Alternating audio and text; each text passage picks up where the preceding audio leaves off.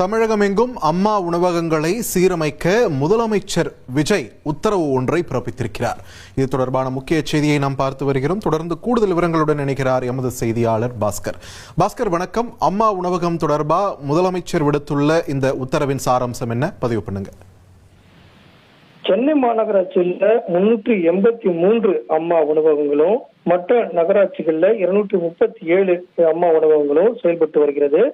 சமீப காலமாக அம்மா உணவகங்கள்ல தரம் மற்றும் சுவை திருப்திகரமாக இல்லைன்னு சொல்லி முதலமைச்சருடைய கவனத்துக்கு கொண்டு வரப்பட்டது. இதையடுத்து தமிழக முதலமைச்சர் துறை செயலாளரை அழைத்து ஆலோசனை கூட்டத்தை நடத்தியிருக்கிறார். அந்த ஆலோசனை கூட்டத்தின் வாயிலாக புதிய உத்தரவு ஒன்றை பிறப்பித்திருக்கிறார். அம்மா உணவுகளுக்கு தேவைப்படக்கூடிய உட்கட்டமைப்பு வசதிகளை மேம்படுத்துமாறும், சமையல் உபகரணங்களை உடனடியாக கொள்முதல் செய்து சுவையுடன் கூடிய தரமான உணவுகளை பொதுமக்களுக்கு தங்கு தடையின்றி வழங்குவதற்குண்டான உத்தரவுகளை தான் தமிழக முதலமைச்சர் பிறப்பித்திருக்கிறாரு. இதன் காரணமாக தமிழகத்தில் இருக்கக்கூடிய ஒரு 600க்கும் மேற்பட்ட அம்மா உணவகங்கள் புதுப்பிக்கப்படுகிறது, சீரமைக்கப்படுகிறது.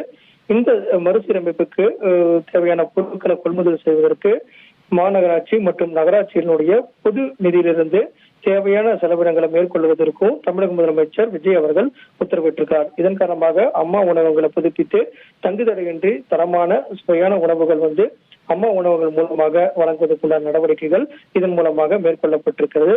இதற்கான உத்தரவைத்தான் தமிழக முதலமைச்சர் விஜய் அவர்கள் பிறப்பித்திருக்கிறார்.